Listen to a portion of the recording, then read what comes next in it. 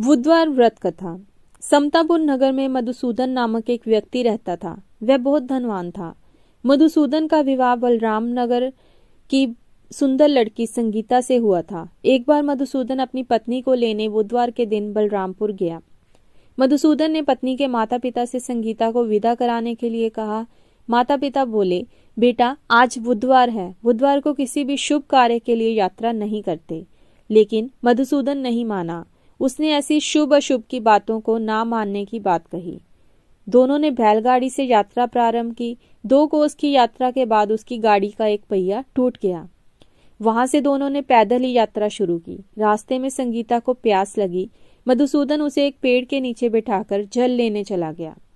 थोड़ी देर बाद जब मधुसूदन कहीं से जल लेकर वापस आया तो वह बुरी तरह से हैरान हो उठा, क्योंकि उसकी पत्नी के पास उसकी ही शक्ल सूरत का एक दूसरा व्यक्ति बैठा था।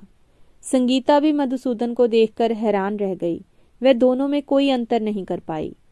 मधुसूदन ने उस व्यक्ति से पूछा, तुम कौन हो और मेरी पत्नी के पास क्यों बैठे हो? मधुसूदन की बात सुनकर उस व्यक्ति ने कहा, अरे भाई, ये मेरी पत्नी संगीता है। मैं अपनी पत्नी को ससुराल से विदा कराकर लाया हूँ। लेकिन तुम कौन हो जो मुझसे ऐसा प्रश्न कर रहे हो? मधुसूदन ने कहा, तुम जरूर कोई चोर या ठग हो। ये मेरी पत्नी संगीता है। मैं इसे पेड़ के नीचे बैठाकर जल लेने गया था। इस पर उस व्यक्ति ने कहा, अरे भाई, झूठ तो तुम बोल रहे हो।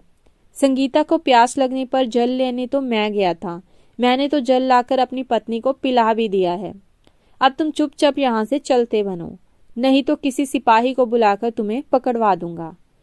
दोनों एक दूसरे से लड़ने लगे। उन्हें लड़ते देख बहुत से लोग वहां एकत्र हो गए। नगर के कुछ सिपाही भी वहां आ गए। सिपाही उन दोनों को पकड़कर राजा के पास ले गए। सारी कहानी सुनकर राजा भी कोई निर्णय नहीं कर पाया। संगीता भी उन दोनों में से अपने वास्तविक पति को नहीं पहचान पा रही थी। राजा ने दोनों को कारागार में डाल देने के लिए कहा। राजा के फैसले पर असली मधुसूदन भयभीत हो उठा।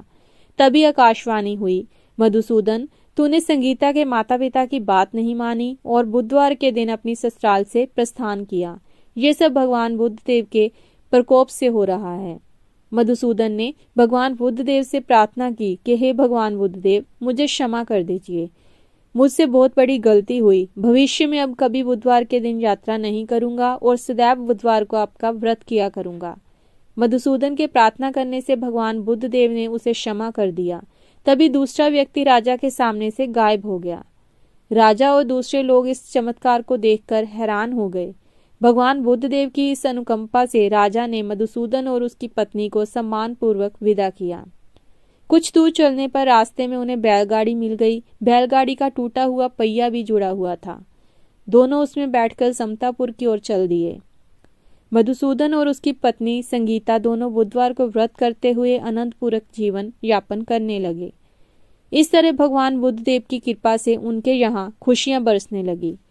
इस तरह जो स्त्री पुरुष विधिवत बुधवार का व्रत करते व्रत कथा सुनते हैं, भगवान बुद्ध देव उनके सभी कष्ट दूर करते हैं।